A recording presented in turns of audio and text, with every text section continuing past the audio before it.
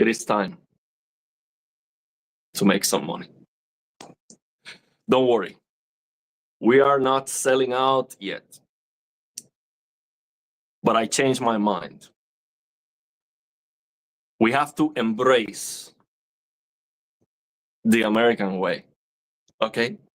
It is time for business. Look, I think I was looking at this the wrong way. Okay? It's like this idea that I have coming from Cuba, that I'm just going to make videos, share valuable information, learn how to mod and how to code and offer everything for free, no monetization, no sponsors. It is foolish and it is irresponsible. The thing is, I do not live alone. Okay, if it was just me, I don't need anything else. Okay, I already got my 5090. I do not need anything else in life. Okay, I'm happy. I have everything I want, everything I need. My needs are completely covered. I do not need anything else. But the thing is, that's wrong to feel like that, because we need to always push more and try to be better. And if we have enough money, we want to get even more money. Okay? And the thing is, money is not a bad thing. Money, it's amazing. Money allows you to buy the stuff and the experiences that you deserve, okay, with your hard work. Today, for example, I've been working since 8 a.m. up to 9 p.m. And that is if I don't consider this working. Okay, if I consider right now what we're doing working, I'm still working. So literally, I am working since I wake up until I go to sleep. I deserve better, okay? And I have a lot of emails. I'm not gonna say every single day, but almost every day I get a request. A company wants to send me something. But now the thing is, I'm still going to say no to products that have nothing to do with the channel. Like, for example, I got a company that wanted to send me a piano, like an electric piano. Yeah, I'm a musician. That would be cool. But, I don't think that that fits the channel. So I'm going to try, of course, to get the stuff that we are interested in. But the other idea that, okay, I like QD OLED, glossy QD OLED, and I am not going to review anything else because I only want to review things that I like and that I would like to have. The thing is, that idea is completely evaporated once you have everything. Okay, I feel like right now I have everything I need. So then what am I going to do? I'm not going to review anything. I'm going to say no to every single product because I have the 5090. I'm going to say no to all the GPUs. I don't want to try anything because why would I? That doesn't make any sense because not everyone has the same targets. People want to know, hey, how about, I don't know, a mini LED TV? Is that any good? How would you compare? I want to know your take on these mini LED TVs versus the QD OLEDs, for example. So I think it is better for the community for me to be more willing to try products and tell you what I think about them. The other idea is, look, I got the 5090 and I have made so far one video, one official video. The rest was the live streams, okay? And the reality is I didn't want to, it has been difficult for me to make videos about it because I don't want to be like, oh, this is amazing. But that's how I feel. So why not? There's a lot of people here on the channel that are waiting to get their 5090. They are excited about it. Some people considering it. So if I think this is absolutely incredible, why am I not going to tell you that? Okay. I got, for example, I got this case from MSI. I love it. Okay. I have, of course, there's always something that you would like it to be different. And I will, of course, mention that. But if I really like the product, they send it to me. Why? I'm not going to make a video and tell you, hey, look, I don't know if this is the best case in the world, but I really, really like it and it looks amazing to me. Why not? Okay, you might be in the market to get a new PC. You might be thinking, you might be overwhelmed. There's so many options. What should I get? I don't know about all the options. This is the option that I know about. And I think it's amazing. So why am I not going to tell you that? Okay, there are some things that I am not a big fan of. Like, for example, this power supply I got. Oh, I'm not a big fan of that. I'm going to tell you about it. So I need to change. And I think the change is going to be better. Because let me tell you what happens. And I'm going to read the comments. Okay, this live stream will be, I'm going to read the comments and I'm going to interact with everything. Okay. So let me tell you what happens. Every single request I get to my email, I've been like, no, I'm not promoting anything. I'm not sponsoring nothing. No. Okay, so far. Then I got some help from other channels. I asked, hey, can I share with people? And I haven't got the answer back, so I don't want to say it yet. I will let you know eventually. And the thing is, here's what happens. Okay, let me tell you what triggered this live stream, what triggered me to change my mind. Let me tell you, okay, I got this sponsor reaching out and I'm like, again, I don't want to do this. So I try to price myself out of it and ask for something that's a lot. And thinking, okay, there's no way they're going to say yes. And they say yes. So, but they say, okay, we're going to do it, but you have to deliver. Okay, we're going to look at the results. If this works out for us, then we'll keep doing it. And the thing is, if this partnership works out, this channel is going to change completely. I am going to have the resources to even go and buy some stuff. Even if I don't get it sent to me, I will actually be able to buy stuff to justify buying a product for review, something that we are interested in. Okay, for example, I want to try a glassless 3D monitor. Oh, but it's an LCD. Oh, I would not buy an LCD, but I want to try it. I want to make a video about it. I want to see how good is the technology. If I can justify it, I would. So I think it will benefit the channel. So I see we got a super chat. Thank you very much. Why do I have this? Wait. It's like a referral link here. I don't know where it's coming from. Okay, let me figure this out.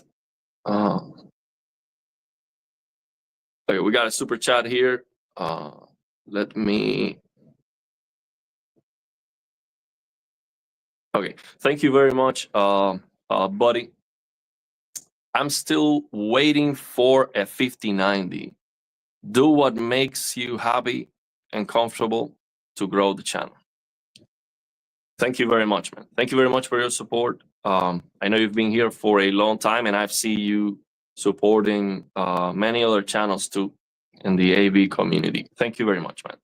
Let me see, how can I make this bigger to see better, because it's just so small right now. I'm using my phone this time so I can interact better, and because I was in a hurry, just coming back from my work. Okay, let me see if I can make this bigger. Okay, that's good for now.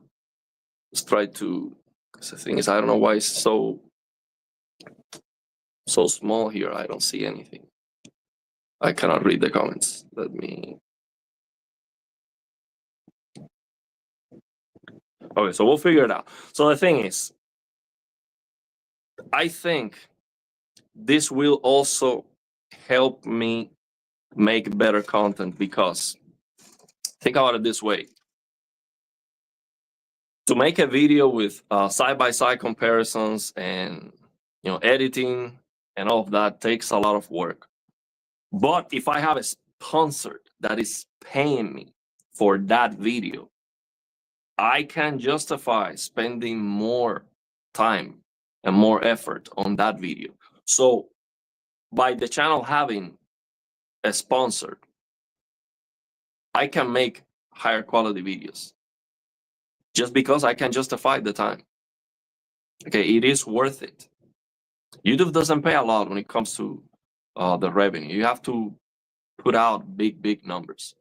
So I'm very happy with what we're getting, but to make a video, edit, and all of that, it takes more work, more time, and more effort.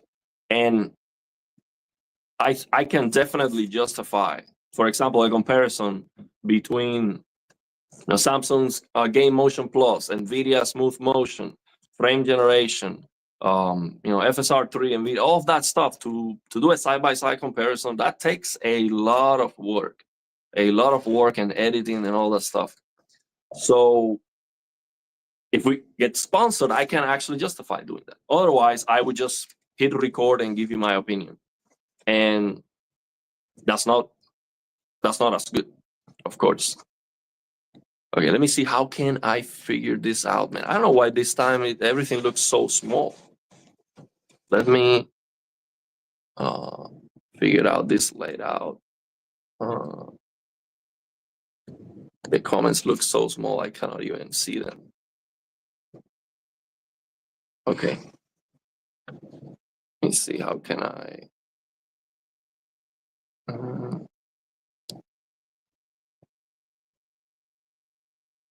yeah, because right now I cannot. Okay, let me do this. I'm gonna pull my laptop out so I can see the comments, because I cannot see anything right now.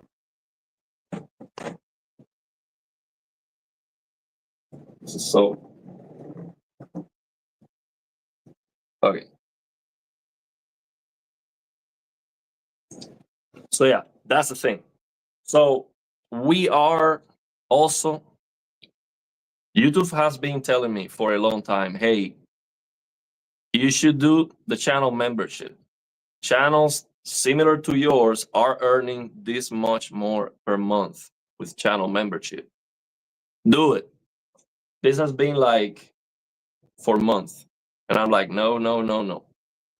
And a lot of people tell me here, hey, you should open a Patreon or the memberships or something like that. And my idea was, okay, I don't want to do it because I don't want to feel like this is a job that I am committed to release the videos. I want to feel like I am free to do this if I want or not. But the thing is, I am doing it anyway. This has become very high on my priorities. So why not? Why not? People are asking me for it. So today we are releasing the channel membership. Now, what are we going to do with these memberships?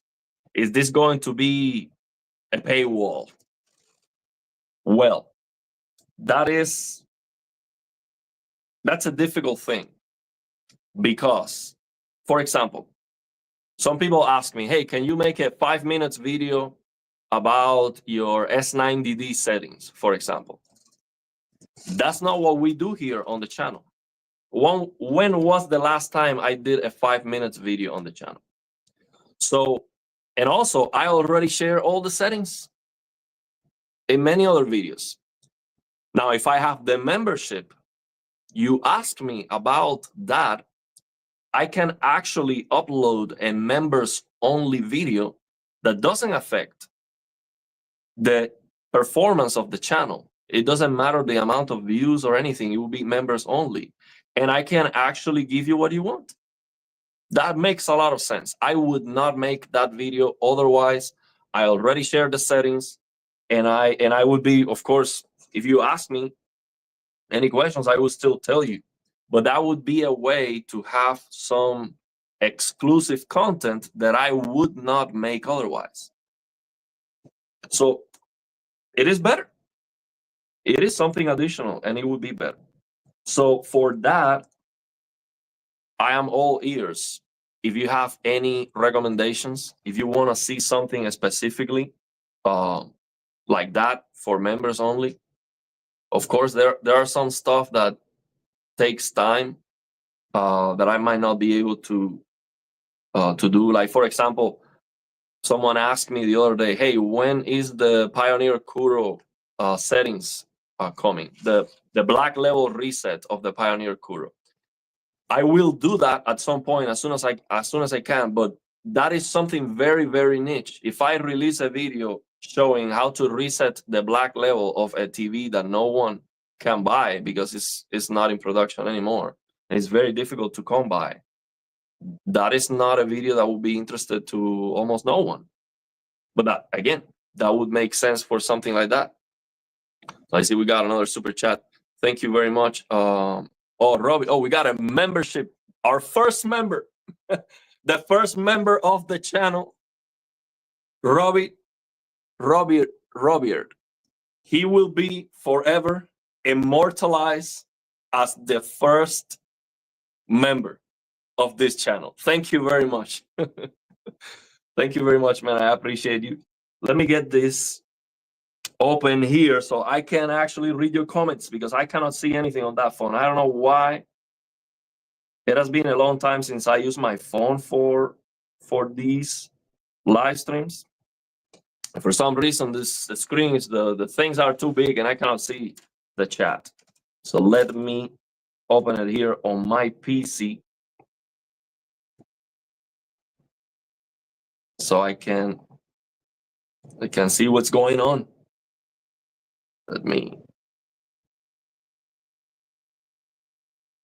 So let me know. So the purpose of this stream is also give me your feedback. What do you want? So how can I see? I'm not going to be asking, like, share, and subscribe. I don't do that. Okay, I really appreciate it, but that's not my style. Okay, so it's not like I'm going to change completely. But the purpose of this live stream is also I want to know how can I contribute more, because I am asking for more. So, okay, how can I give you back? I'm opening the channel membership. Okay, Robert, what can I do for you? Like, what do you want to see on the channel?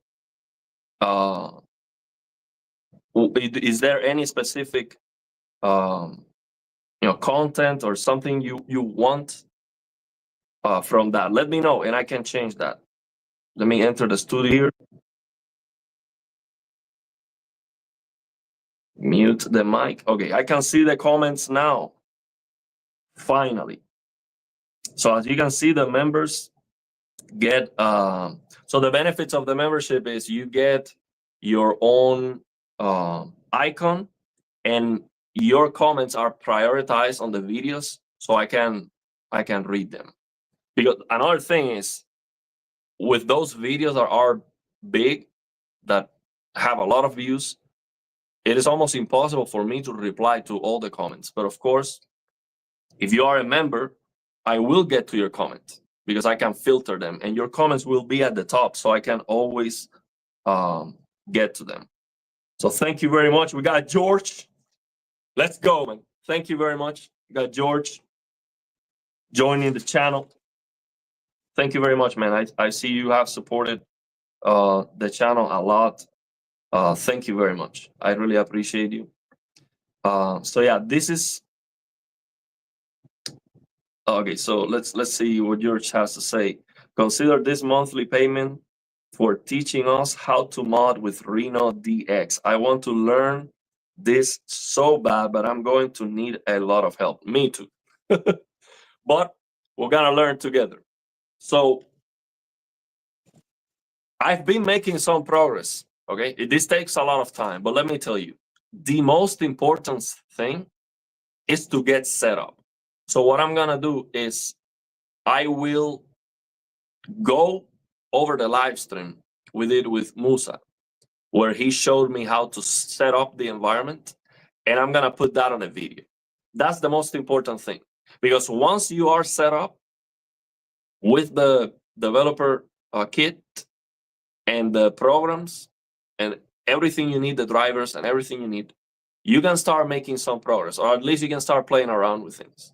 So what I've been doing is just using ChatGPT for everything.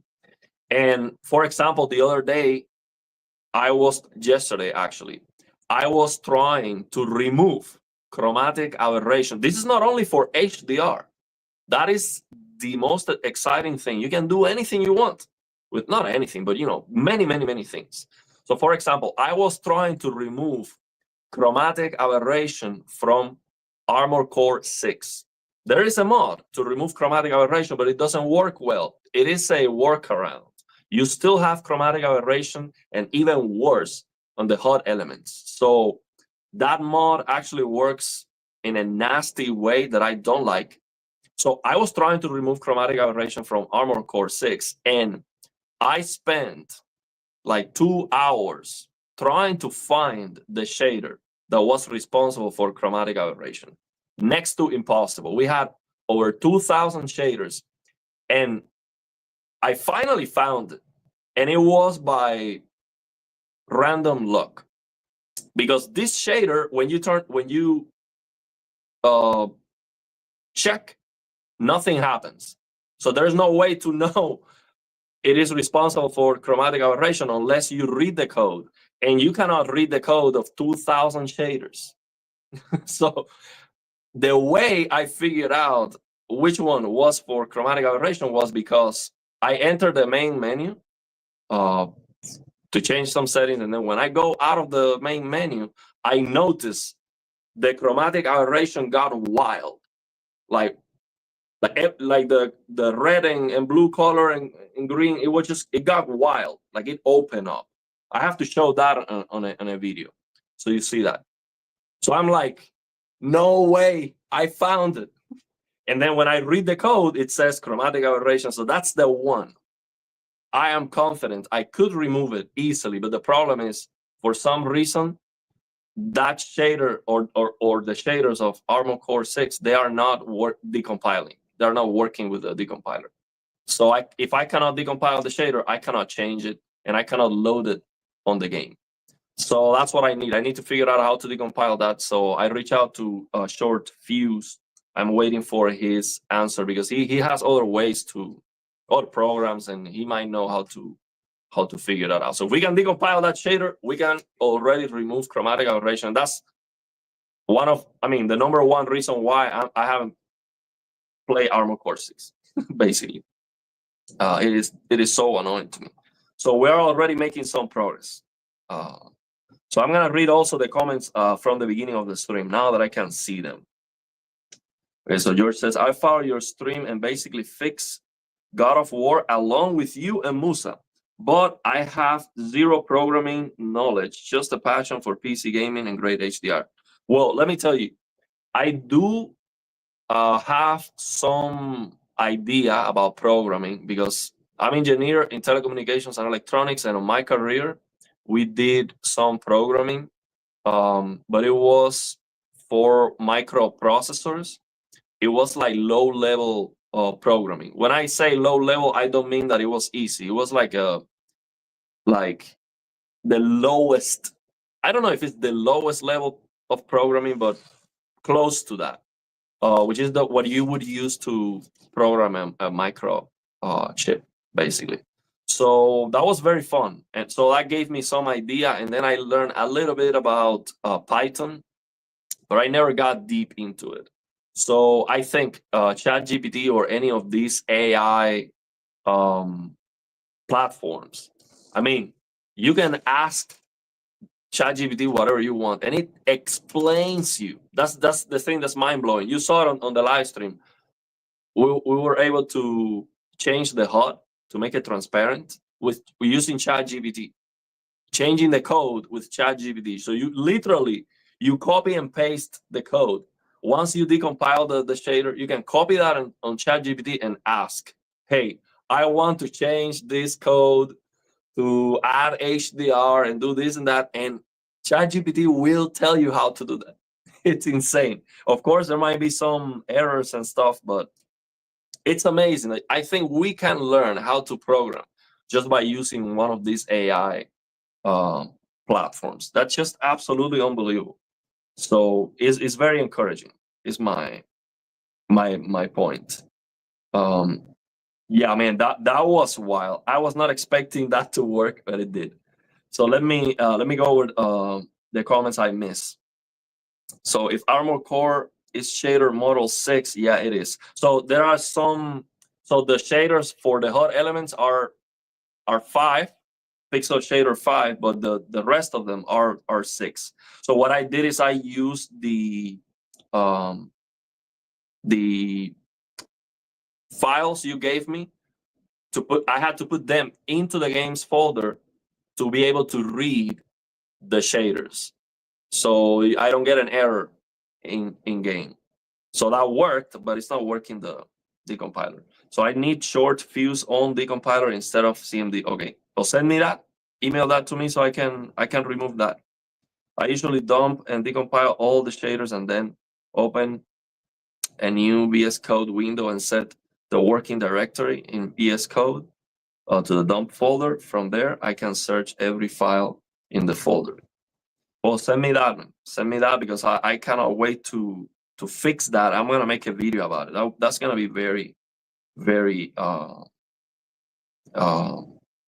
amazing. So we got here, Jace Elber says, ChatGPT DeepSeek is really good for high-level programming stuff. The lower level you go, the more trouble it has, because it has more it can get wrong. Okay. Sounds good. Well, good thing is HLSL is high. I think it stands for high level shader logic or something like that. Like, it is high level programming, I think. I'm not sure, but I think it is. So I think it works very well for that. So yeah, man, that's what I wanted to share. I'm gonna read your comments, but basically, wait. No, wait. This was a mistake. I dropped this promotion from StreamYard by mistake. Me on the phone trying to read the comments. I do not recommend the StreamYard at all. It absolutely sucks. Okay, StreamYard is very convenient to use, very easy. That's where the benefits end. It absolutely sucks. The quality is terrible and it's so expensive. I would never recommend that crap. So I hit that by mistake. Sorry, do not buy StreamYard. It sucks. So yeah, I cannot wait to get to just find a different platform. We still have it for the streams with Gaming Tech. Okay, so let me read some of the comments. So at the beginning, I read all those comments before the stream started, and I replied to them. Someone was getting a 1590. People asking me about MFG. So you know what happened? Let me tell you what happens. One of the biggest reasons why I wanted to get the 5090 was for frame generation, because I want to have the 500 hertz QD OLED monitor that is coming out this year. And I already asked MSI to send me that monitor. If I cannot keep that monitor, I would buy it. Okay, I want to have that monitor. So the thing is, 500 FPS is not happening. And it's because of the CPU. It doesn't matter how powerful the 5090 is. CPU is not going to let you get 500 FPS. So we need frame generation.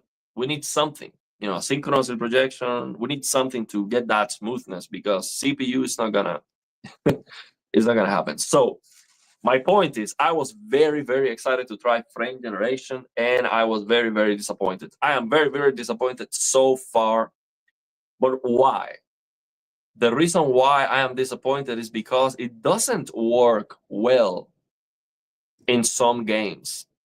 Like, it is hit and miss, and it is not because it's like a fast-paced game or something. No, I'm talking about you get judder, you turn it on, and I've tried VSync on, VSync off in the control panel and on the game, on the control panel, off on the game, on the. I've tried all the combinations. There are some games where you turn on frame generation, and the whole point of frame generation is to get a smoother motion. And then when you move the camera, it's not smooth. It is jumping, so you get judder. It doesn't work. So that's why I have been disappointed with frame generation. Now, when it works, and it works well, frame generation 2x is good. It's good. And for my 144 hertz TV, it works, but I don't want to use it, honestly, because with the 5090, I can get 144 FPS in any game. So the problem is the CPU. Some games are crazy demanding when it comes to the CPU. I mean, I was playing this game, Rise of the Ronin. That game is like a virus. That game is like you are using an emulator on your PC to play that game. It's that bad when it comes to the CPU requirements. So that game is a mess. So I am using actually Game Motion Plus on the Samsung TV. Lock the game to 60 FPS is the only way to get a smooth motion. And that is frustrating because it doesn't make any sense that I have to use my TV frame generation, my Samsung TV, this Game Motion Plus settings. It doesn't make any sense that is better than what NVIDIA is doing in any example. It just doesn't make sense because the 5090 is this big. Okay, how can the TV processor do a better job in any game? It cannot. Okay, the thing is, when frame generation works, it looks amazing, and it is better, much better than what Samsung is doing. But now there are some games where I try frame generation and it looks amazing. I don't see defects in motion, but it has some issues with judder. I was trying, for example, Ratchet and Clank. The game looks absolutely insane. Actually, I was gonna make a live stream showing Ratchet and Clank, but I was like, everyone knows. I mean, you've seen the videos, but I wanted to just play the game, use photo mode, and zoom in. The detail, bro. I think that's the best looking game.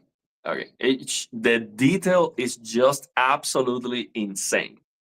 It is unbelievable, and ray tracing makes a big difference, and it makes a lot of sense to use. Now, it is CPU heavy, and the frame rate drops below 100 FPS because of the CPU. So I need a faster CPU, but it does look better with ray tracing. I mean, you go and you look into the eyes of these aliens, and the eyes are reflecting the entire world. And the reflection looks amazing. It's not like a low quality reflection. It's just unbelievable. So I might still do that stream to show 16 times the detail. But the thing is, frame generation looks great, but I have judder. Like, you're moving the camera, it's like, but it's a different kind of judder because it still looks smooth. It's like a change on the speed of the camera. It's something weird, man. I don't know why. So that's my problem with frame generation so far. There's something always wrong with it. There's something always wrong with it. I have not seen a game where I'm like, okay, well, wow, this is perfect. I see no issues with it. So that's why I haven't done that video about frame generation, because I don't want to say, okay, it absolutely sucks when it works very well in some games that I have not tried. So that's why I haven't done that video, but I will. And actually, my plan is one of the sponsored videos will be with frame generation, because I want to go side-by-side comparisons. I want to go and edit that video to even see it for myself, because the problem to determine which option is the best is that you cannot see them side by side in real time, because it takes some time to change the settings. So that makes it more difficult to know which one is better. So even for myself, when I make that video and edit the video and compare them side by side and change them in real time and all of that, even for myself, it's gonna be more telling. So that takes a lot of work. So that's why we're getting the sponsor.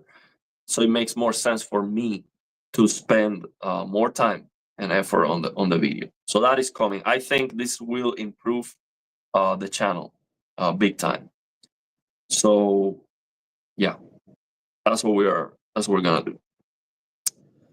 So how's it going? We have here, actually, let me highlight this comment here from, we have, what's the name of this app? I forgot. Actually, I said it, RetroArch. So we have the RetroArch creator here. And he was saying first that he got some patches for me to test soon that will drive the audio latency down in a lot of games significantly. It will be a game changer. So I asked him if that was RetroArch, and he said yes. To be specific, this will be patches for Unreal Engine 4 and 5 games, but also for RE Engine and FromSoft games. So my question is, I don't know how RetroArch works. I've never tried it. So are you saying that with RetroArch, we will be able to play just PC games, and we're gonna be able to use the CRT simulation shader? Is that what you're saying? Because I don't play the retro games, so I wouldn't be that interested on that. But if I can use the RetroArch shaders, that would be great. So let me know about that. So no, they are patches and mods for the games themselves. So you're saying that, so I don't understand. So you're saying the CRT simulation shader will be patched into some games? I don't understand. Let me know. What I want is to play, your Unreal Engine games, all the games we play on the PC. I want to be able to play that with CRT simulation. Let me know if that's happening. That'll be great. So that's what I'm looking forward to. There's an app on Steam, I always forget about the name, that already have the CRT simulation shader for movies, but not for games yet. So hopefully we get it working for games soon. So let's see when that happens. So let me get the, okay, let me see the comments at the beginning of the stream. So we got someone here getting a 1590. Yeah, I have to say, man, one of the things I really appreciate, and I was very, very happy about it, was the response of everyone in the community. Like, people were happy about me getting a 5090. I mean, that is so unique. Usually people are mad at you because you get a nice toy, because they look at you like you have like a privilege or something. So in general, I see a lot of negativity on the internet. And so I was surprised, man. People are so happy for me. And that means a lot, man. I was blown away with the response. People were just very, very happy about me getting the 5090. And I think, so if the community is happy about the success of the channel or myself, that's great. because we're about to get more successful. So I think if you look at it in that way, we're gonna do great. So oh yeah, so it's Ivan. Ivan's getting a 1590, and the insurance company said, you know what, you have to pay more for the house insurance because that 1590 is a fire hazard. Yeah. So people talking about coil wine. I want to do a review of the 1590. Just a review about that MSI 1590. Okay. The thing is, it doesn't matter the brand. I've searched about that. Some people say, oh, Asus GPUs have coil wine. And the reality is my Asus 3080 has coil wine. But it seems to be a lottery. It doesn't seem to be related with any brand. So for me to make a review and say, hey, buy this 1590 because it doesn't have coil wine, that's not right, because you might get the same 1590 model that I got and it has coil wine. And actually, I saw a video of the same model of my 1590, exactly the same GPU, and it had coil wine, and pretty bad. Mine, it doesn't have coil wine. And actually, the CPU fan is a lot. It doesn't let me hear anything, basically. The CPU, I mean, when the 1590 is pumping all the frames, the CPU is like, asking for water. It is wild. So yeah, I cannot hear anything, basically. But coil wine on my 3080 is very, very loud. Very loud. And it's definitely annoying. That's not the case with this 1590. But again, that's a lottery. I don't think we can arrive to any conclusions. Now, the other thing I want to say, I forgot to mention this at the beginning. Thank you very much. We have 50 on the chat. Let me tell you this. I don't promise anything yet, but again, we're getting support from other content creators, and I will share more in the future if I can.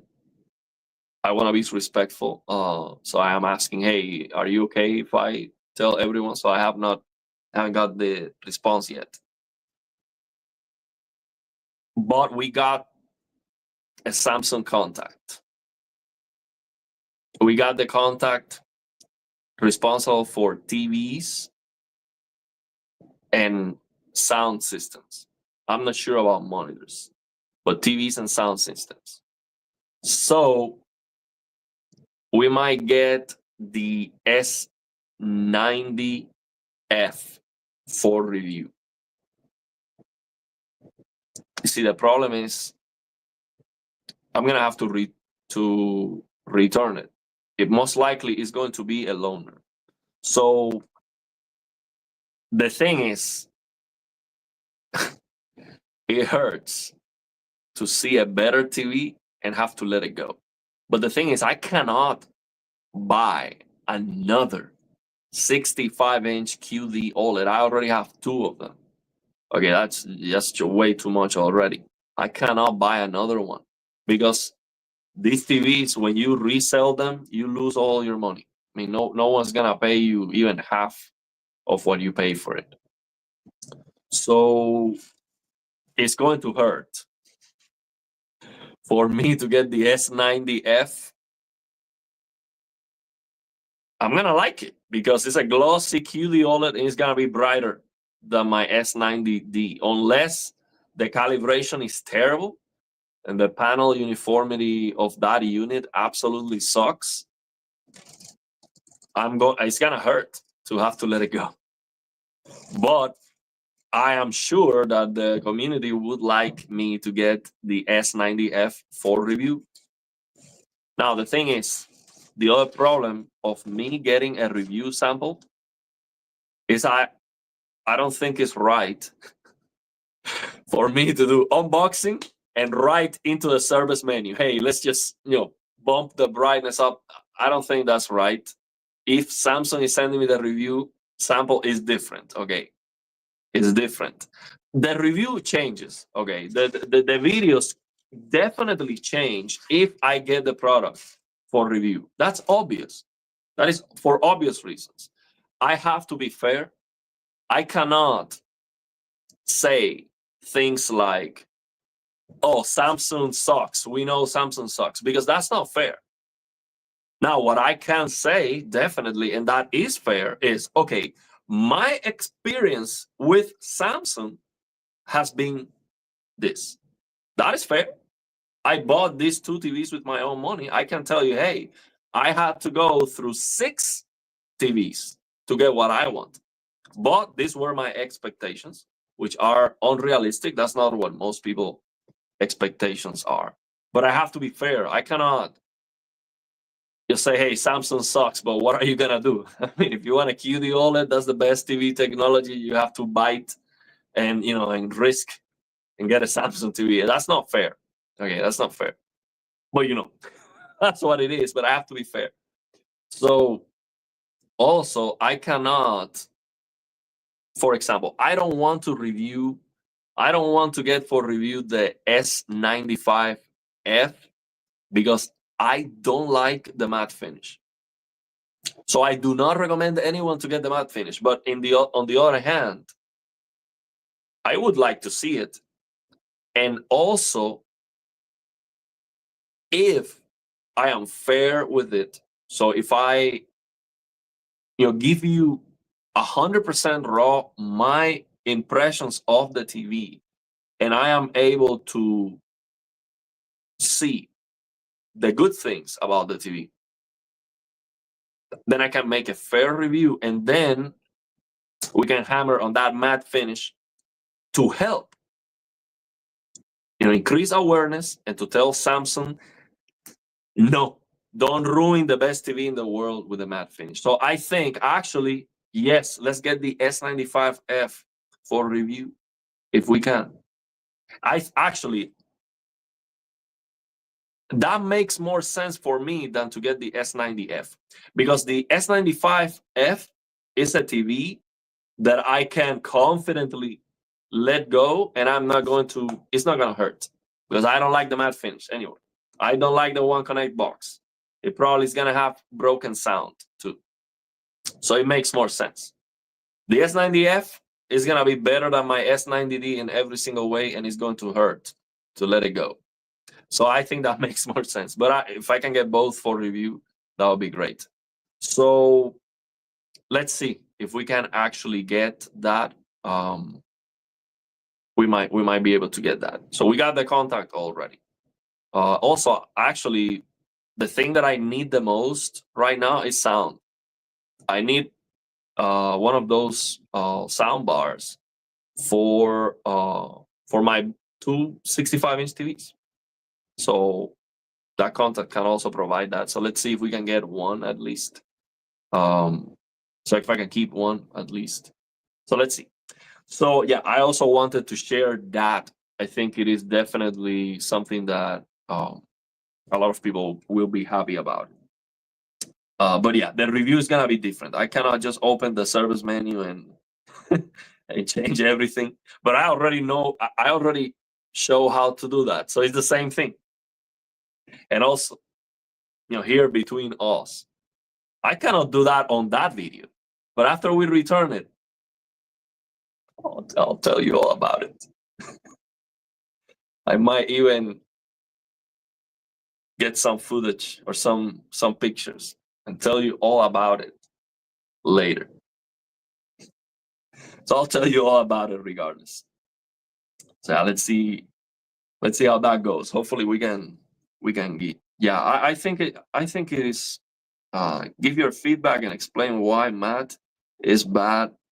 That is more helpful to the community than just refusing a review. Yeah, exactly. That's why I am changing my mind. I am looking at it the American way. Okay, we need to do some business. We need to make the channel grow. See, look, it just doesn't make any sense to like I cannot justify the big expenses on the channel and then refuse to not get paid for it. It just doesn't make any sense. Okay, the more we get paid, I think the better job I can do, more hours I can justify putting into this, and the more the channel grows, the more review samples we can get, the more I can contribute. It's that simple. So why not? I think I can make a bigger difference getting the S95F and telling everyone. I think, look, I think it hurts more and it makes a bigger difference to show how amazing the S95F is, because it is. I mean, I don't need to test the TV. It's a QD OLED and it's super bright. With QD OLED, the brighter it gets, the better it gets. It's that simple. More brightness, more color, more better. So to show how amazing it is, and then how Samsung is ruining the TV with a matte finish, that hurts more. That I think that definitely makes a bigger difference.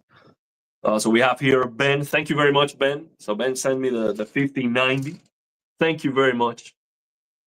Tomorrow's video: how to lose Samsung contact in one day.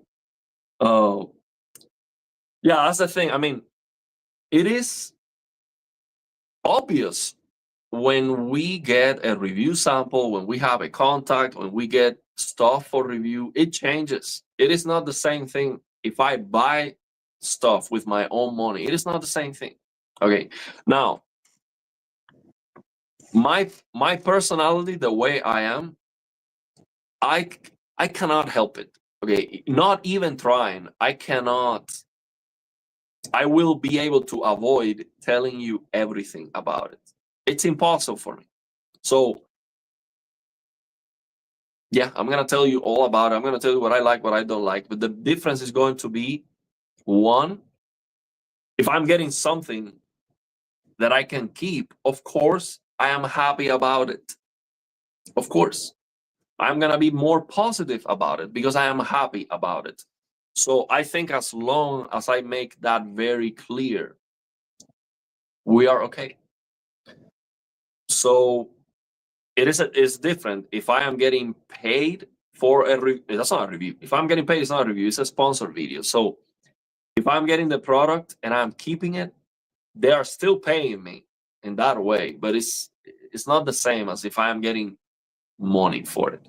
So I think as long as I am completely transparent in saying, hey, look, we are getting this for free. I'm excited about it, and that this will definitely change the way I look at this. Okay, it changes the way I look at this. Absolutely, there's no way that doesn't affect what you're going to say or the way you're going to review that. No way. Of course it will. When I got these Samsung TVs with my own money, I hammered on them. I still said, hey, I think this is the best option, and I absolutely love the picture quality, but I hammer on them very hard and not in a fair way. So I have to at least be fair. That's the thing. Let me tell you, I actually like a lot, not because I mean the display guy also helped the channel with the MSI contact. So this is not because he helped the channel, but I have to say the display guy did a phenomenal job. Actually, I didn't want to say that for on the comment section. I don't like to be like, oh, it's a great job, because it might look like, oh, that's because he helped me, but I'm like, why not, man? I said, hey, you're doing a great job with these reviews. The display guide review of the Samsung S95F was 10 out of 10. It was fantastic. He hammered on the matte finish. Hey, look, this TV is amazing, super bright. It has all these good things, and at the end, he actually crapped all over the matte finish, and he did it in a way that could help make a difference. Because if you just make a video complaining about it and being like, oh, this TV absolutely sucks, that's not fair. Because for me to say, hey, you know, matte finish, so then nothing else matters next, that's not fair. That's not fair. So I think he did a great job. Great job. And of course, this display guy knows a lot, and he has the instruments, you know, to calibrate and to measure and all of that. I don't get to that level because I don't have those instruments. Actually, he paid for Kalman Ultimate or something like that. That's like $6,000 a year or something crazy. I mean, the instruments and all the stuff to test, that cost a lot of money. So yeah, he knows a lot and he has all the tools. So he's doing a great job with the reviews. And he doesn't like the matte finish. So I'm a big fan of him for that. So waiting to see the S95F. Yeah, I saw the S90F in the store today at Best Buy, and it is so small of a difference from the S90D. You think so? I'm not sure, but I saw online that it was like 1800 nits and a 10% window, if that's true, or 1500 nits and up to 1800 nits and a smaller window. So on a 10% window beyond 1500 nits, I think it was 1600, but I'm not sure. The most important thing is a full screen of brightness. If it's 250 or 300 nits full screen, it's gonna be a big difference. Big difference. So I would like to see it side by side with my S90D, but again, that's going to hurt. It's gonna be brighter. I'm gonna like it, and then I have to return it. That's not gonna be good. The S95F, it's gonna blow out of the water the S90D, completely destroy the S90D, but it's gonna have that matte finish. So I think I'm gonna be more okay with returning it than the S90F. There's a store by me called the Big Screen Store, and the dude working there is laid back and even said I could bring my laptop and test out any Samsung TVs on display. Man, that's great. So it is like one of these smaller stores. That is great. That's great. I mean, I wish I lived close to what's the name of Value Electronics, because he's open with YouTubers, but he's like in New York, so it's very far away from me. So hopefully I can be there one day. I am planning to go to CES, by the way. If this partnership works, we're going to CES 100%. I can definitely justify the expense of going to CES. Again, it's very good money. I'm happy with it. So I didn't want to do it, but they said yes to my request, and I asked for a lot. So then I have to deliver, hopefully. So the thing is, if the videos do well, and actually people, buy the products, this is gonna be good, amazing. It's gonna be amazing for the channel. Yeah, it's life-changing money. Okay, we're talking about. We're gonna make it rain. Okay, it's gonna rain, so we can go to CES. We can do a lot. We can do a lot. If this works out, we can do a lot. So, man, let's see. You took no prisoners, but also praise what was good about it. Correct way to do a review. Yeah, he did a great job, man. Great job. How the 5090 doing? Are you satisfied with the GPU and results? Man, it is so good that I have not. Let me tell you, I've been struggling to make another video about the 5090. It's amazing, okay? And I don't want to make a video being like, oh, it's because of course it's very expensive and it's very difficult to buy. It's not available.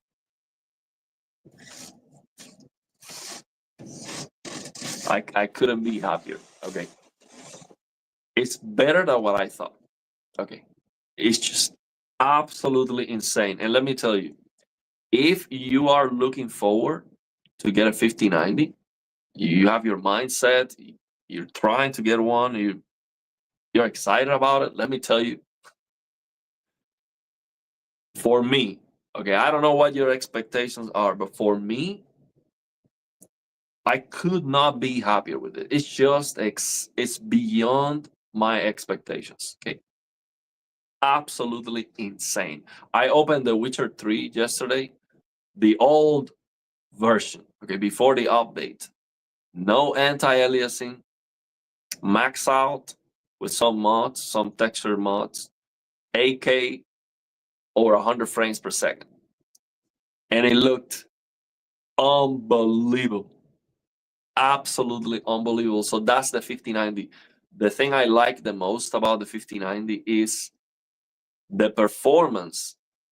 When you increase the resolution crazy, like you do 8K or 8K is super demanding. For the latest games, 8K is very, very demanding. Even on the VRAM, sometimes you run out of VRAM. Okay, it's a lot.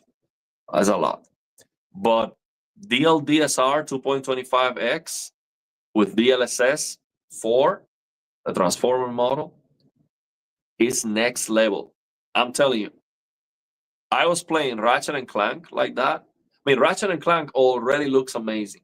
Just DLSS quality looks amazing. I can max out the graphics and get over 100 frames, even with my CPU. But I get CPU bound with that, with ray tracing, because ray tracing makes it more CPU bound. So DLSS quality already looks amazing. So you might think, well, why would you want to increase the resolution even more? Well, if you use DLDSR with DLSS transformer model, it is a crystal. Okay, it is so unbelievably detailed. The detail, bro. Especially because I'm looking at the big TV, so I can see, I can get close to it and see the difference, man. It is, I could not be happier. So I'm so happy with the 5090 that I have struggled to make a video, because I don't want to be like, oh, this is fantastic and 16 times the detail and go all over with that, because I don't want yeah, you get the idea. It's hard, but man. Okay, let me answer. This is important. Is a modded S90C better than the S90F? Probably. The thing is, you can do the same with the S90F. It's like asking, hey, is this GPU overclock almost the same as the next tier? Maybe, but you can overclock the next tier too. Most likely. I don't know yet for sure. But the thing is, I know you have the S90C with the 2000 nits panel. There's no upgrade from that. There's no upgrade from that. Unless the Samsung decides to release an S90F with a glossy finish. That would be the only. There's no upgrade from that panel, because you get almost close to 300 nits full screen, and you get almost 2000 nits in a very small window. That's insane. Okay, you get 1200 nits in a 10% window. So if the S90F is 1500 nits and a 10% window, I don't know yet. I was reading something like that. Then yes, the S90F would be better, and you see the brightness difference might not be that clear if the full screen brightness is similar. But what should be a big difference is the calibration.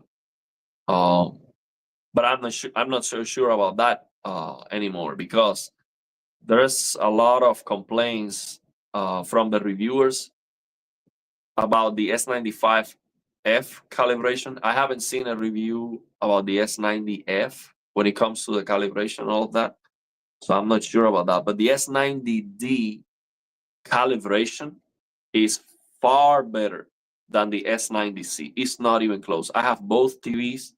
The calibration of the S90D is much, much better. You see better the shadow detail, and the BT2020 colors look a lot more correct. The white balance looks significantly better than my S90C. Significantly better. So that's where I think the difference can be more impactful. But again, it just doesn't. From that S90C you have, there's no upgrade. Unless you just want to get a bigger, if you have 65 and you want to get 75, 77, anyway, yeah, get the latest TV. But I would wait for the discounts anyway, because I would never buy at release. I mean, these TVs, they drop to half the price after less than a year. You can get it for 50% off. I mean, I got the S95C for 73% off MSRP. 73% off. That's insane. That's just absurd. A year later. So these Samsung TVs are the best value, and nothing comes even close. That's for sure. I mean, it's incredible.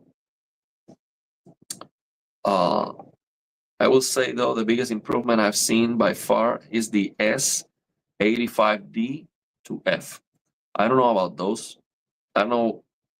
I know there are some lower, some of those S89 or S85 class Samsung TVs that sometimes have the same panel as the S90 class, but I'm not sure about that. I don't know. Actually, I share a calibration report that a calibrator sent me about the S89F. If you go back on the community post, I shared the calibration report, and that panel was a 2000 nits panel. So that was a less expensive TV that had the 2000 nits panel. So it was great. So it depends. With Samsung, is a lottery. So I'll read the latest comment, but let me also go to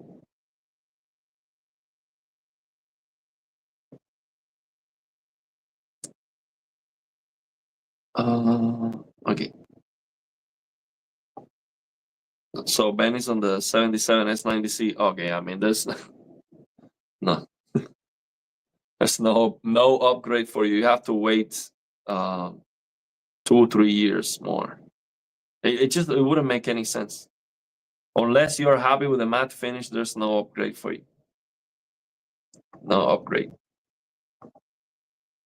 If your game on PC, no, the HDMI bandwidth is less than 48 gigabits per second, so it gives you HDMI dropouts.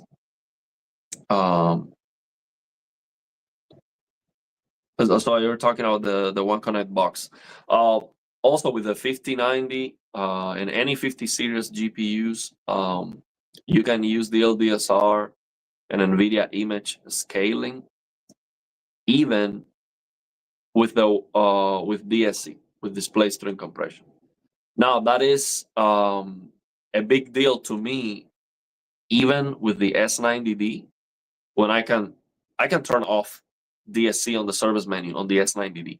But the issue with that is that every time I update the drivers, or for some reason I open a game and it goes to 144 hertz, if I don't have G-Sync on, I lose the signal, and that's a hassle.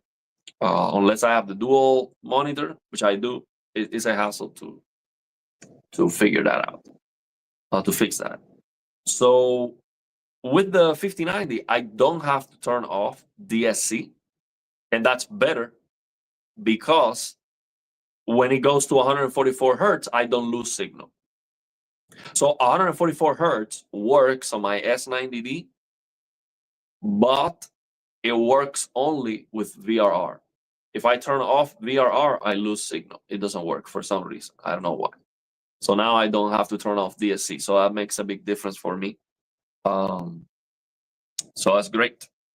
Now, I would like to know if with the 5090 and the One Connect box TV, which I don't like the One Connect box, but if you want to get the S95C or F or D, what are you gonna do? You have to get the One Connect box. So I would like to know if, yeah, the LDSR will work, that's for sure. But what I would like to know is if I can remove the 4096 by 2160 resolution using the CRU app, or if the One Connect box is still not going to let me do that. I guess it's not going to let me do that. But that is something I would like to try out, because that's a deal breaker. That's a big deal breaker for me. Let's say that the Samsung releases an S95F with a glossy finish, or maybe next year's TV.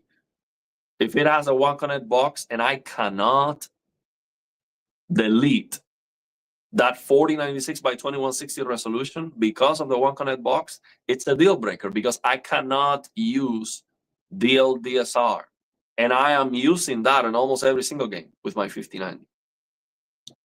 So that's a deal breaker.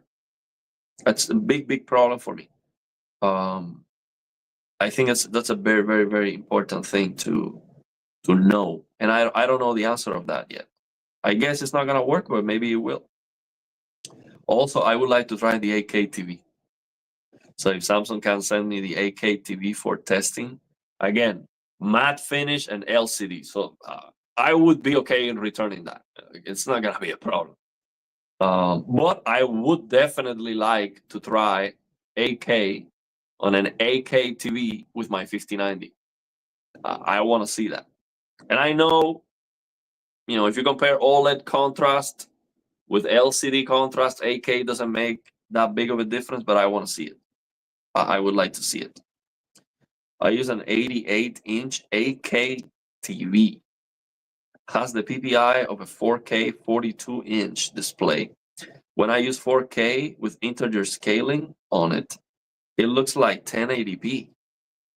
At that size, 4K sucks. 8K solved most of my TAA issues except for ghosting. I mean, 8K is 8K. I think, you see, the problem is with more pixels, we need a higher refresh rate for it to make sense, because there's no argument. 4K 240 hertz is much better than 8K 60. It's not even close. It doesn't matter how sharp it looks. 60 FPS is very blurry when you move the camera. So, but I mean, you learn to appreciate the strength of the display. That's where I strongly believe we need strobing. Okay, if you can only do 8K 60, actually the latest, I think it's the Samsung QN9 990 or 990C or 990F or something like that. I don't remember. The latest 8K TV from Samsung is supposed to be 8K 120 hertz, which is still not enough. I think for 8K we need at least 240, but again, the higher the resolution, the more difficult it is to get a higher refresh rate. So, and the higher it is to get that frame rate anyway. So what can you do? But it doesn't work. I saw so far Samsung needs a firmware update or something, because so far 120 is not working at 8K for some reason on that TV. And the other problem is that TV has this wireless One Connect box, which is not for gaming. You get a much higher input lag, but it does have a smaller, a mini HDMI port that you can use to connect directly, but it's only one port for gaming. But that's okay. I mean, if you just want to use it on your TV. But yeah, 8K is 8K. So these people saying that, oh, we don't need 8K, is useless. Bro, I mean, even the 8K super sampling or upscaling that I'm doing with my 4K TV looks amazing. I can only imagine that, for example, that Witcher 3 that I tried yesterday, over 100 frames, 8K, max out settings. It looked incredible. I can only imagine how that would look on a real 8K TV. It would be just amazing. And also, you can use 8K DLSS performance, and that's upscaling from 4K to 8K, and it's gonna look amazing. It's gonna look much better than 4K. It's gonna be more demanding too, but the 5090 can do that. 5090 can definitely do 8K DLSS performance in almost every single game. It can do that, no problem. So right now, if you give me a glossy 8K QD OLED, yeah, let's go. I mean, let's go. It makes a big difference. We definitely need 8K and beyond. So we will get there. There's no stopping there's no stopping. There's a difference between allocated VRAM a game is using and the actual dedicated VRAM the game is using. You can add dedicated in the afterburner OSD tab. Your OSD only shows allocated. Okay, I'm going to check that out. I'm going to check that out. Yeah, I've seen way over 20. When with the settings I use, I've seen way over 20. Ratchet and Clank, for example, if I go 8K, it doesn't work well for some reason, for obvious reason. It starts stuttering, like the frame time goes bad, and when you see that behavior, frame time going bad, that's you're running out of VRAM, and actually it makes the game unstable and it crashes. If you change any settings after that, it crashes. It's like too much. At 8K, I can't get above 60 FPS anyway, so it is not a big concession yet. I use 4K display for most games, 8K for games where the TAA bothers me too much. Well, that's a good, just in case it sucks, I have an 8K TV. That's a good thing. Now, that's another thing I noticed with the 5090. The games are blurry, that they have an issue with the sharpness. They don't look great. It doesn't matter what you do. There's no way to fix them. So yeah, we need a clean game because the 5090 sometimes you can brute force that a little bit, but it's not perfect. So George saying, I got so tired of all the DSC issues with my 3080 Ti, especially since my OLED monitor won't let me turn off DSC. As a DLDSR enjoy, that hurts a lot. Well, that's gonna get fixed. That's gonna get fixed. Also check, just in case, check your monitor doesn't have like a firmware update to let you turn that off, because this MSI monitor didn't have the option to turn off DSC, but with the original firmware. But MSI updated the firmware, and now you do have the option to turn it off, which is a big deal. But yeah, you're not gonna have that issue with the 5090. 5090 fixes that. Talking about Switch, I tried to install. I have the Tears of the Kingdom installed, and I wanted to do a middle finger video for Nintendo. I love to do that, I have to say. That's an evil pleasure. I would love to show Tears of the Kingdom running at 8K or 120 FPS and middle finger Nintendo all the way up and be like, this is so amazing, and just start bragging about it. I was gonna have fun doing that. So I installed a mod that didn't work. That was it. The game runs at 30 FPS, but I have a 60 FPS mod that kind of works, but there was a mod that allows you to go 120. It didn't work, and Nintendo took down the Yuzu emulator. Yeah, So when you go to the site now, it doesn't have any. Of course, I have that Yuzu emulator, but it's like an older version. So I have to figure that out. I play the Breath of the Wild. I have over 100 hours in Breath of the Wild. So Tears of the Kingdom is even better, I think. So I want to play that game, but 30 FPS for me is like not even having the game. It's like it doesn't work. It's like broken. The OSD tab, scroll down. Okay, I'm gonna check that out. I'm gonna check that out.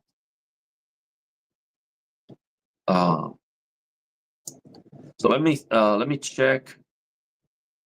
Let me check the comments from the beginning. We got more comments, but let me go back in case I missed something. So again, before we finish the stream, let me know if you have any recommendations, suggestions for the channel membership. What would you like to see?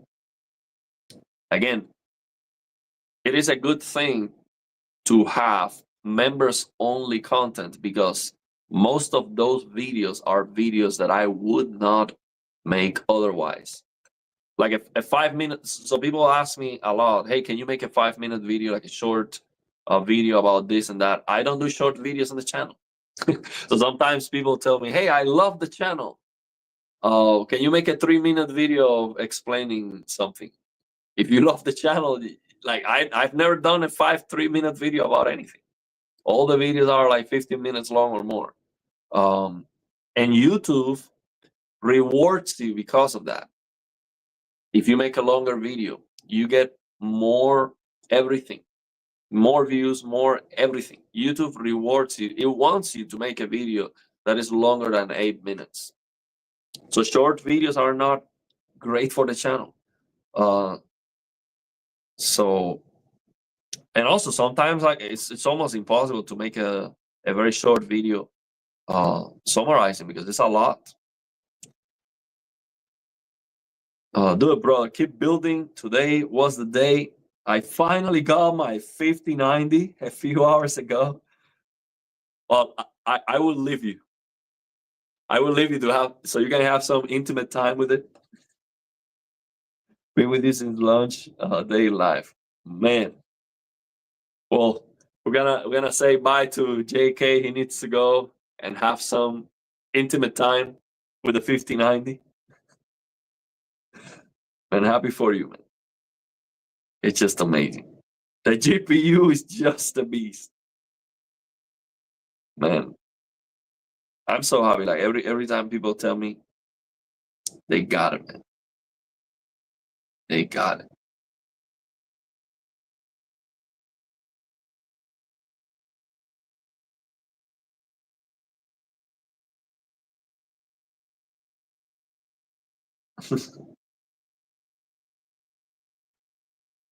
So yeah, that man, it's next level. If I had more time, I would have written a shorter letter. Okay, let me see if I miss your comment.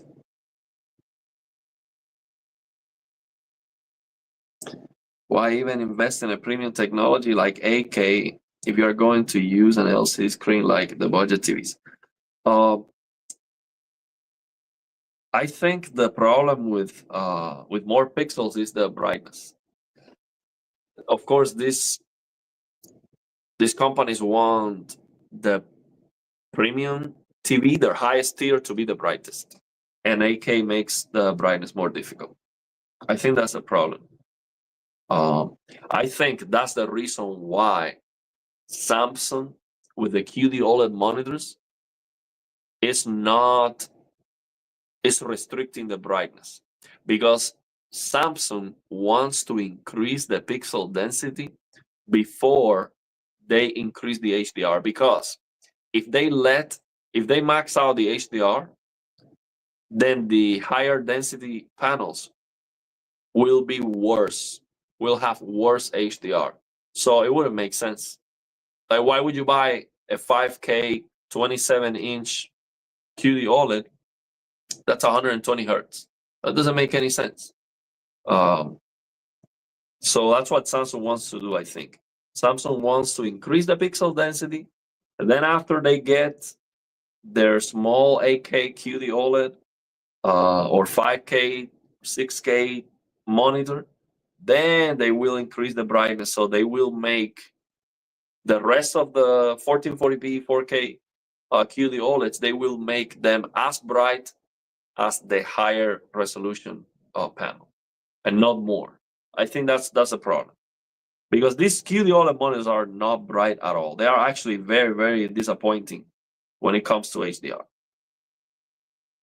So yeah. How do you feel about the no glasses 3D monitor from Samsung? Well, that's actually one of the monitors I am really looking forward to try. The thing is, this Samsung Contact, I was told, is for TVs and sound systems only, and not for monitors. But I'm gonna ask it anyway. That I want to try the glassless 3D monitor. That's very interesting to me. Now the problem is, it's an LCD screen, so that's a no-go for me. I would never buy that for myself. But if I get it for review, I can return it. That's great. I just want to check out the glassless 3D. But yeah, it's like 165 hertz, 27 inch, and LCD. That's like very, very disappointing. The only thing good about that monitor seems to be the glassless 3D technology. So yeah, that's one of those that I want for review, but I would never buy it for myself. But I'm interested in checking out the technology. I bought a brand new 4080 for $1,000 on eBay. My PC is rock solid, all configured and tweaked, no judder. What do you think about Windows 11? I want to stay on 10 because I think it's great.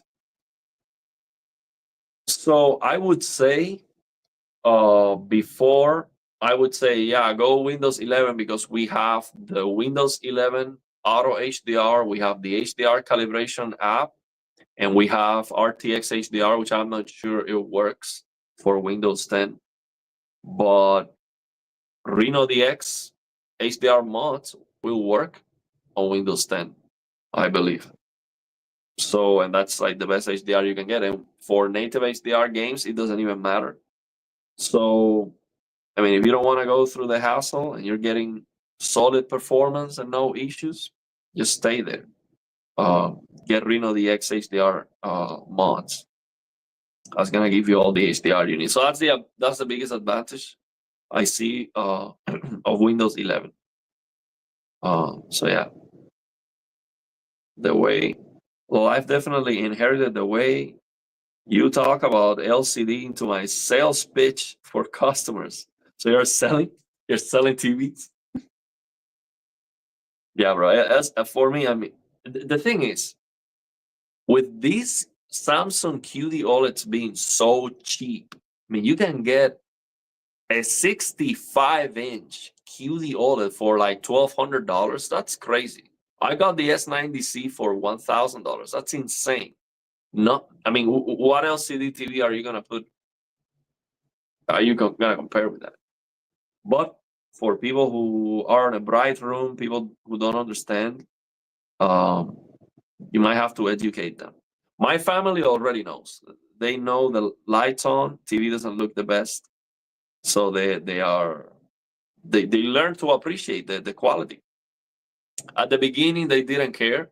So basically, my family didn't care about QD OLED until they saw it.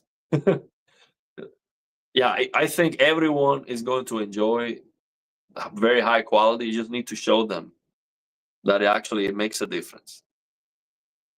And by the way, the settings that I share for my S90C to watch Netflix on HDR, I nailed the settings. Okay, I've seen many examples at this point. Everything looks amazing.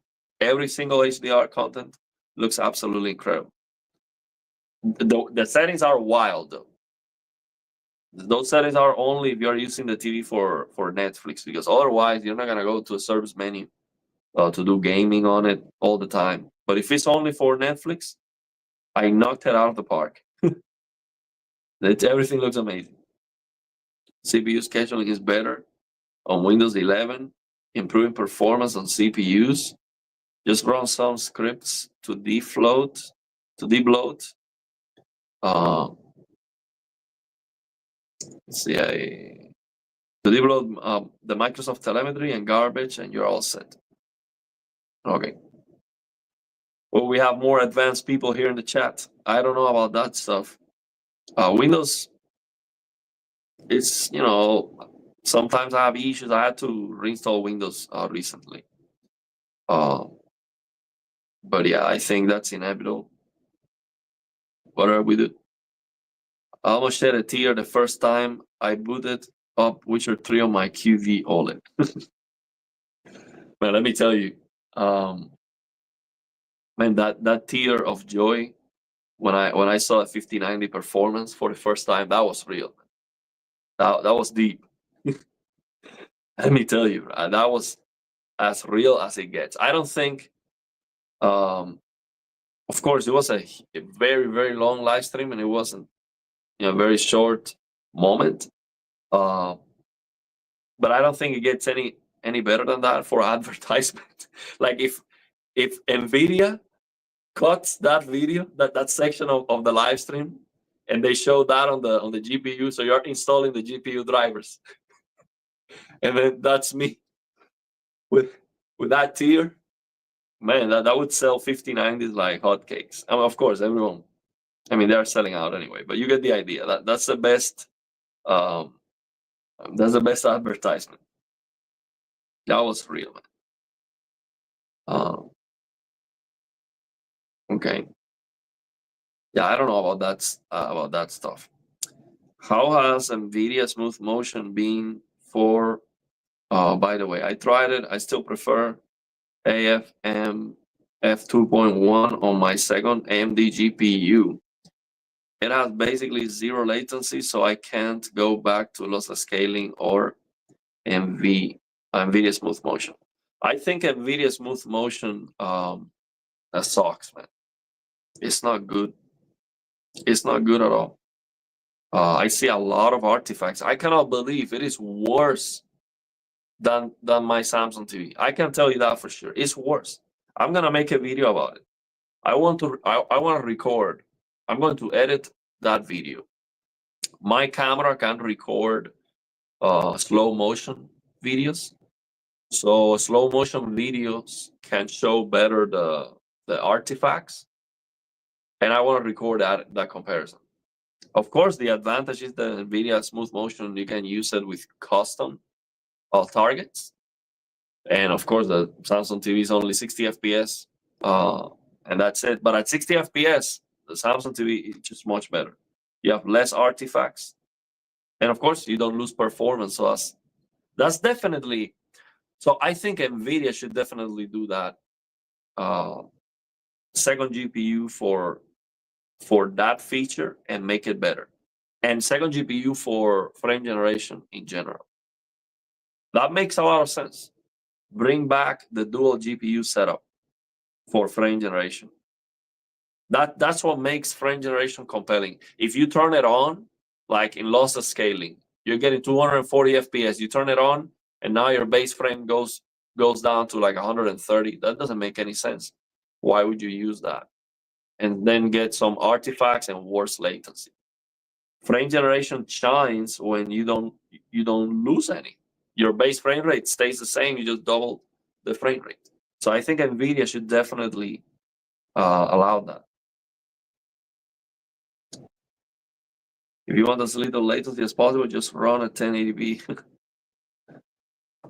Tears of joy, tears of pain. That's the NVIDIA way. Let's go. SFO, I de-bloated 10 and I hit that telemetry crap. So telemetry is like when they sell your sell your viewing habits and all the stuff you do. They're spying on you. So yeah, man, let's wrap it up. How's it going, Joaquin? So I'm gonna give you like a summary of this stream before we finish. So basically, the channel is about to change. I hope it blows up. But in any case, we need more support so I can get more stuff to test, and also so I can justify to have more time and to put more work into the videos. Because if I want to make a video comparing frame generation, all that stuff, that I have to edit the video. Otherwise, I have to just give you my opinion, just record and give you my opinion. I cannot show you in real time the style of the videos where I just talk is for some stuff that doesn't work. So what I'm gonna do moving forward, we're gonna take some sponsors. I've been saying no to everybody. I've got a lot of emails. I'm like, no, not taking sponsors, not reviewing anything that I am not interested in. And the problem with that is I already have everything I need. So the only thing I am missing that I want is a faster CPU. And after I have that, and a VR headset, I want to have a very high-end VR headset. So after we have that, I don't need anything else. So then I'm not going to get anything for review because I already have it. That doesn't make sense. To have a YouTube channel is better if you can get more products for review. That just makes sense. So of course I'm not going to get for review like a neck heater, or something that doesn't have anything to do with the channel, unless I get paid. If they're gonna pay me to promote something, yes, I'm going to do it. Especially if it's something related, that's okay. I mean, it will be a sponsored video. If it's a review, I will tell you. If it's a sponsored video, if they are paying me, I will tell you. But we have to do it. I have to embrace business. Okay, we are in America. So I cannot keep saying no to that, and we will start promoting. So we will have some like a 40 seconds section in the video that's going to be an ad, basically. And when you see that, I am getting paid a crap ton of money for that. Let me tell you, I wanted to say no. Actually, I did. I was willing to walk away. They offered me a handsome compensation, and I said, not interested. Okay, that would not be convenient for me.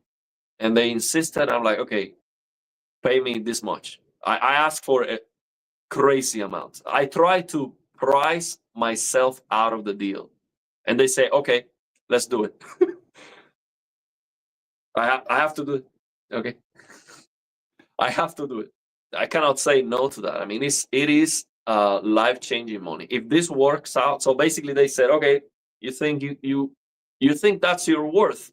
Let's see if that's true. We're gonna try it, and if it is beneficial for the company, then we'll keep doing it. So if it works out, if the videos are successful, and if the product sells, then we'll keep doing it. And if we can keep doing that for every single video, we're talking about a crap ton of money. And I'm definitely going to CES, and I'm definitely buying more stuff for the channel. And of course, I will try to get more review samples anyway. So it is going to be very beneficial for the channel. The other thing that is going to be new is I opened today the membership. We already got 2 members. We got Raw Beard. He was the #1 first member of the channel ever. And then we got a minute after that, we got George. Thank you very much for your support. We also got a super chat from Buddy305 Love. Thank you very much. So that is the new thing with the channel. We open the membership.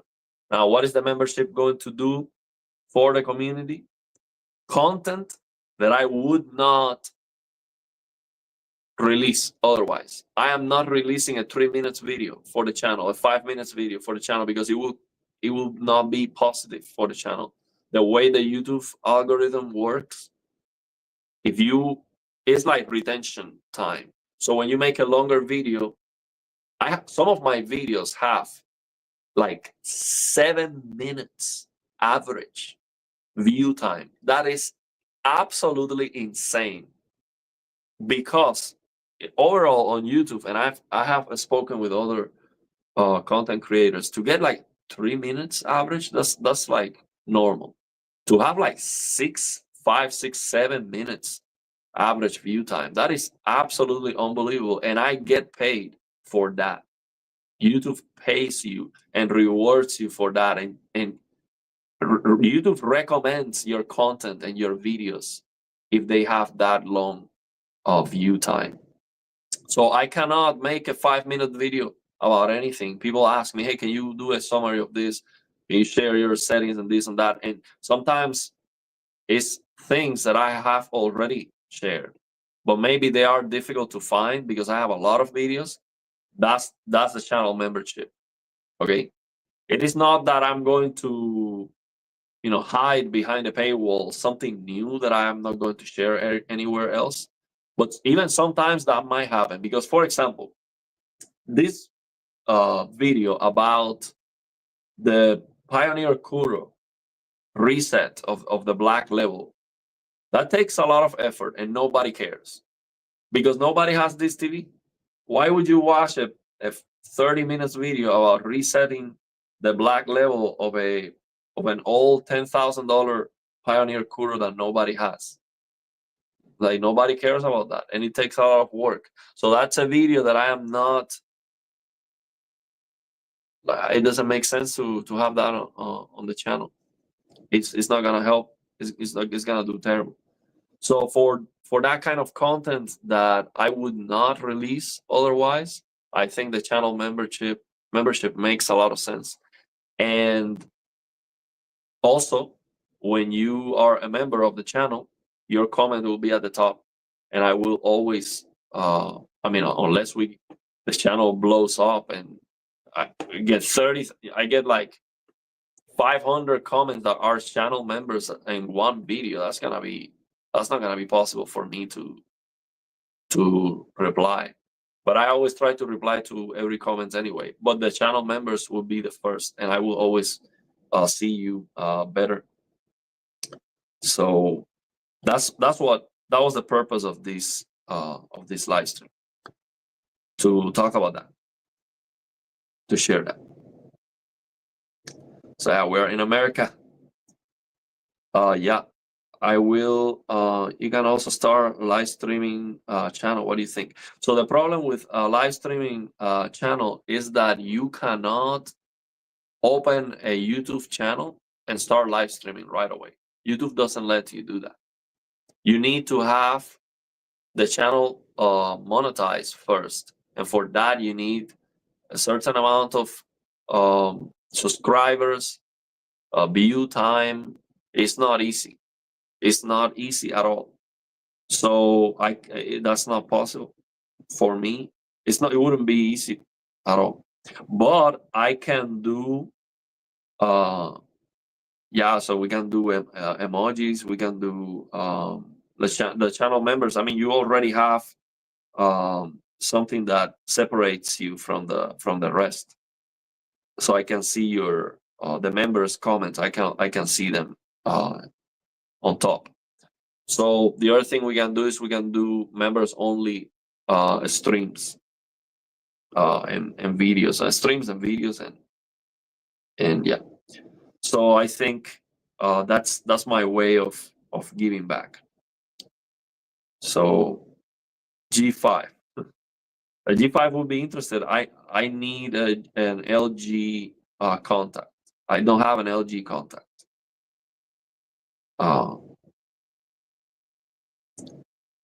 I need an LG contact. Yeah, so he's saying in Spanish, he wasn't expecting a Cuban YouTuber, uh, but I am not in Cuba. I'm in the U.S., brother. I am an American citizen. So yeah, in Cuba there's no internet. So it's like, how do you have a YouTube channel and getting all the stuff in Cuba? You cannot. That's the problem. You cannot have a YouTube channel like this and have companies send you anything in Cuba. You're like locked. So we are in America.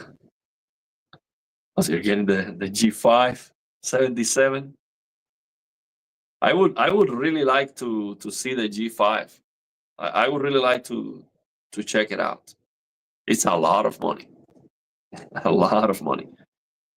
And the thing is, for TVs, I don't really like. I'm not interested on a new TV because what am I going to do with the old ones? That's the thing. I bought 2 QD OLED TVs already. I need to use these TVs for a long time before I get rid of it. And it's hard to get rid of them. Unless they break, I don't think I'm going to get a membership to get another TV. So for review, if I get it and then I return it, that's fine. I like how you name your membership tiers. Yeah, I was thinking about it. Should I, level 1, level 2? That's like generic. So I was thinking, what do I care the most about? What do I appreciate the most? That's what I did. So it'll be 4 milliseconds of persistence. That's just to get your foot in the door. That's a sweet spot for motion clarity. 4 milliseconds of persistence. We're talking about 240 FPS. Sample and hold OLED. Okay, so 4 pixels of motion blur when moving at 1,000 pixels per second. Okay, then we have the next tier, which is 3 milliseconds of persistence. We're talking about 360 hertz. Cue the OLED right here. Okay, that's next level. So then we have, of course, 2 milliseconds of persistence. I'm looking forward to it with a 500 hertz QD OLED this year. Hopefully we can get that. And then we have like the ultimate goal, 1 milliseconds of persistence. That's 1,000 FPS. Yeah, we need to at least 2 years, I think, to get there. And on TVs, well, TVs 1,000 hertz. I don't know that will ever happen. Honestly, I don't see that happening. At least in 10 years. Let's see. Hopefully it does happen. But let's see. By the way, Ariel, if I learn to make Reno DX mods, Witcher 3 Classic Edition will be my first official mod, but it is gonna be a lot of work. Let me tell you, I was actually thinking about it yesterday, but then I am like, I'm gonna put a lot of work on this. And then after I figured that out, I'm going to what do I say? Hey, here's the Witcher 3 mods, but you have to get the old version. How do you even get that? I have that Witcher 3 Cuban version from Cuba. I brought it. I brought that version from Cuba. Let me show you. I'm gonna show you the drive. These are the drives I brought from Cuba. I'm gonna show you that. There's a lot of games coming on these drives. Let me show you. Look at this. These are the Cuban games. These are all the Cuban games that I have. So in Cuba, we used to go to a friend's house with one of these, and then we just So basically, what I used to do is I had a lot of friends with games.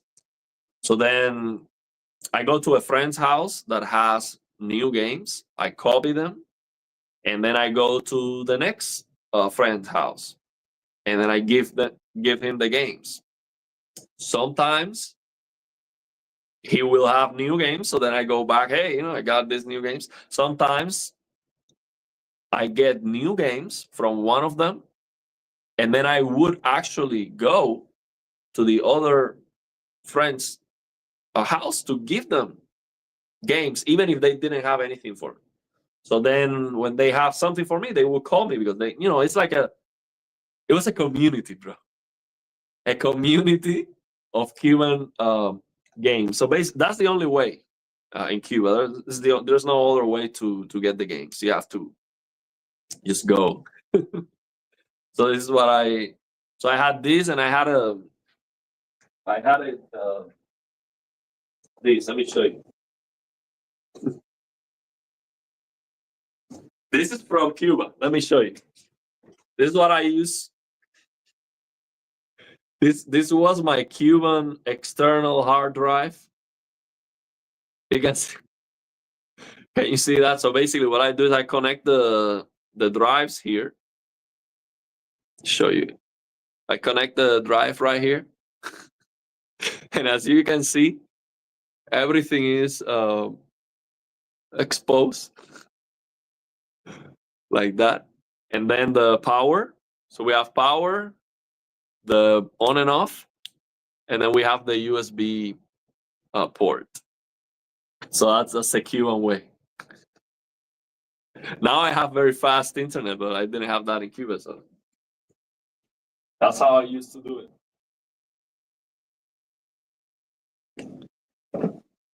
So yeah.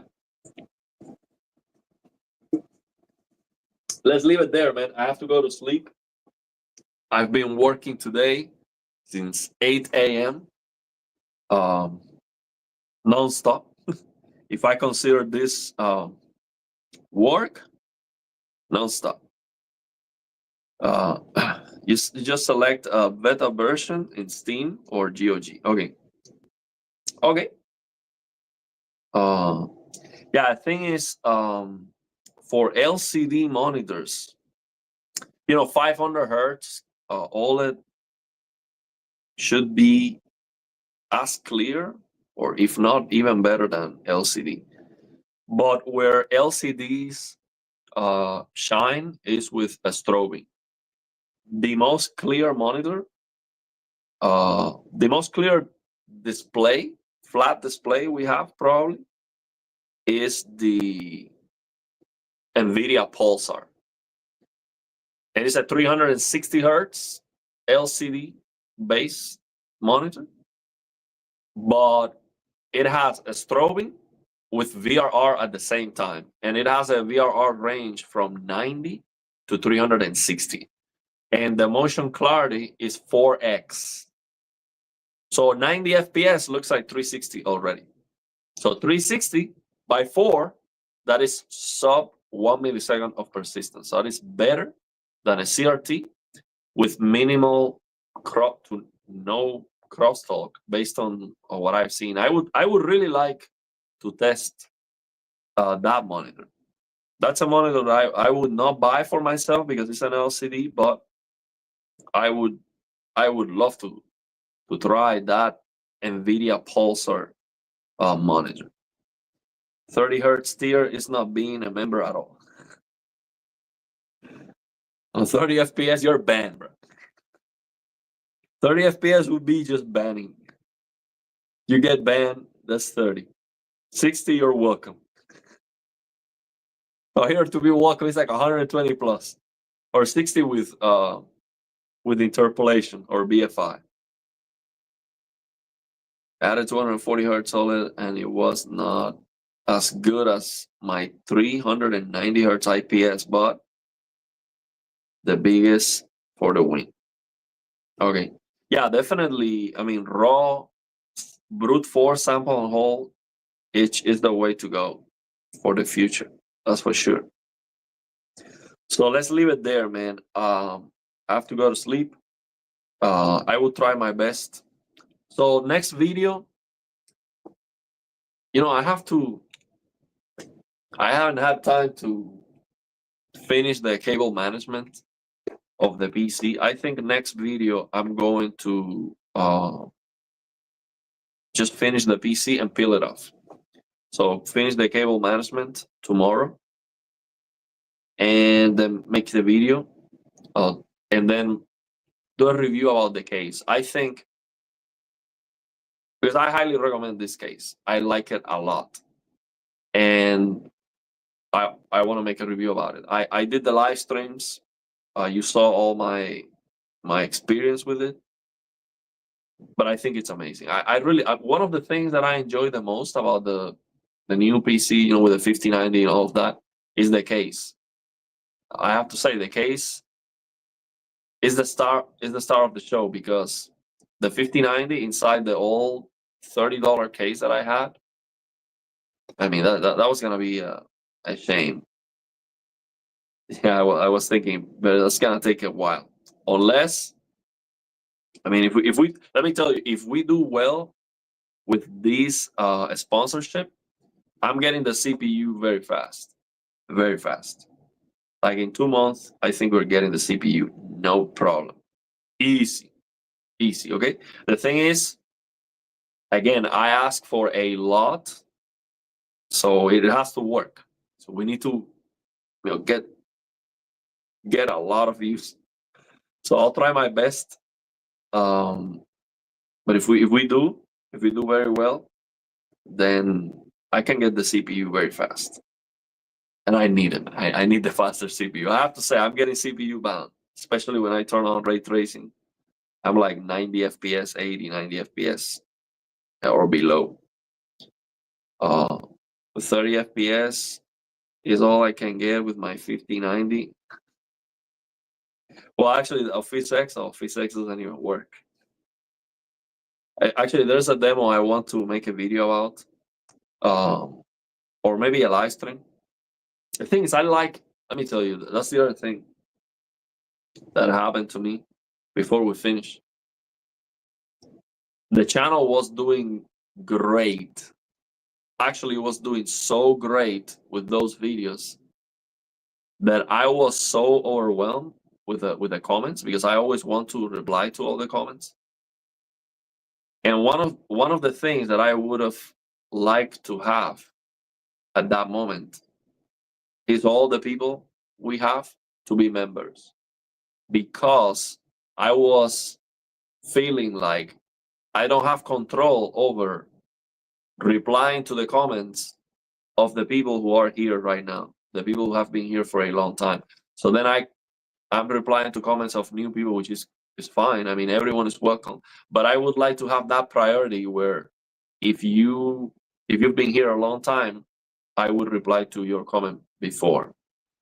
So the thing is, the channel was doing so incredibly well with the regular videos that I actually intentionally tried to reduce the momentum of the channel to keep the ability to interact with the community.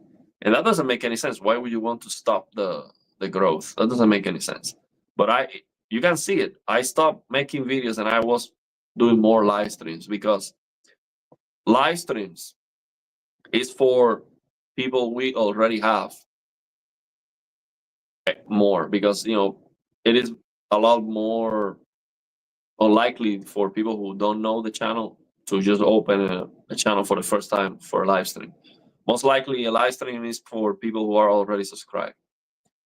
So as you can see, I went the live stream way more than the videos when we were doing great with the videos.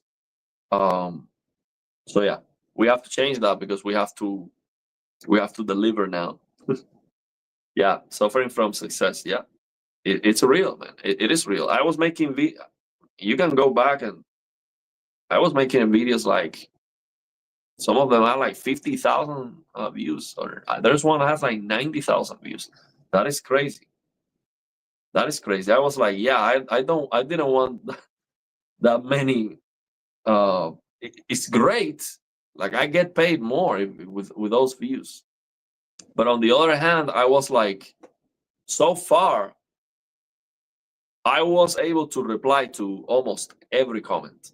And when the channel blew up, I lost that. And then I was feeling like I'm losing touch with the community. And I didn't like that. And I was like, oh man, let me slow this down. I'm just gonna go live stream. So live stream is for my people, the people who are here, who have been here for a long time.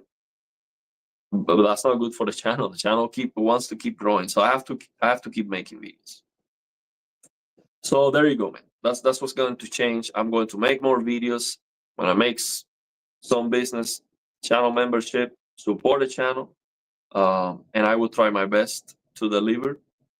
I will keep it real, but there's a difference. So you see, I can make a sponsored video and glaze over, any company because they are paying me money. Okay, that's fine. I think everyone understands that. If I'm getting sponsored, but so don't take that as the same as when you ask me a question. Okay, if I am promoting something because they are paying me money, that's different. That doesn't mean that is the absolute best product in the world. I mean, they are paying me to say that. So obviously, that's what I'm going to say. They are literally going to pay me a crap ton of money to say, hey, this is great. Go ahead and buy this. Okay, you have to. I mean, I think everyone understands that. That's so clear. Everyone does it, but for some reason, I didn't want to do it. But I have to. I have to because it just doesn't make sense to keep denying that. Not many channels like yours. It is real world content about things gamer actually care about. Very unique approach. Well, thank you very much. Thank you very much. I'll keep trying my best. So yeah, let's leave it there, man. Thank you very much. Again, in the description of this live stream, if you watch this later on, let me know what would you like to see for the membership. If you become a member, what do you want? Basically, I'll try my best to give you back and give more back to the community. And again, having a sponsor means I can justify putting more time and more effort to make a video because I know I'm getting paid for it. So I think that's going to improve the quality. But yes, you will have that 40-second ad in the videos, and I will have to edit the videos because I cannot do like uninterrupted video because the sponsor requires me to be like very specific and say and cover certain things, and so I cannot do that live. Well, let's see. Thank you very much. I hope you enjoyed the stream. Thank you very much. Good night. I'm gonna go sleep. Tomorrow, I think I'm gonna finish the cable management and give you a review of this case that I got because I think it's actually great, man. Let me tell you, if I'm building another PC, which I will, when I get my CPU, then I will have two PCs because I would have this CPU with the motherboard, with the RAM, with the 3080. So that's a second PC, and I have the power supply too, and I have another monitor. So I have everything to build the second PC. There is no way I will build the second PC on the $30 case that I had before. No way. And I really love this case. So actually, I think I'm going to buy the same case again. And I might buy it in white to have both. So I'm going to make a review about the case, and I highly recommend it. I think it's great. So I'll show you I'll take it apart and show you everything that it can do. And yeah, I think it deserves that because I did a lot of live streams, but I didn't make a video about it. And I think it is deserving of a video. So yeah, I know there's gonna be a lot of good cases. So again, I cannot say, yeah, this is live. I cannot say this case is the best. That's the only one the only nice case I've ever tried. Yeah, we are live. But I can tell you, I love it. So maybe there's a better case for sure. So if I try that Corsair, 4000D, maybe I'll be blown away. And I don't know, maybe I'm gonna like it more. But this case looks amazing. Some people say this style of cases is like a fish tank. I'll show you. I'll show you how many fishes I have. I'll show you. I'll show you how many aquariums and small fishes I have. I have a crap ton of them. So I really love it, if that's the case. So I really, really love the fish tank case. Stuck with MSI since they support you, though. Yeah. I mean, get the best product. Don't MSI has all the products, but go with the best one. The thing is, once you get one, let's say you get the MSI case, MSI GPU, I would like to get the MSI motherboard. So I think the aesthetic looks better because they have the same, the same logo and the lighting. You get the software for the lighting. It makes everything more cohesive, of course. So I think a lot of people go with one brand for everything if they can because it looks better. I never cared about that before, but yeah, it makes sense. So let's leave it there, man. Thank you very much. Let me know your thoughts and opinions down in the description below. If you sign up for the membership, let me know what would you like to see, and I'll try my best to give the value back. And I'll keep you posted. You will have access to the videos. I don't know how that works. Now, before I release the video, probably I have an option to members only before everyone else. So you get the videos early, and I will do members only content too. So yeah, I'll try my best to give back. Thank you very much. Let me know your thoughts and opinions. If you have any questions, have a good night and see you tomorrow with a video.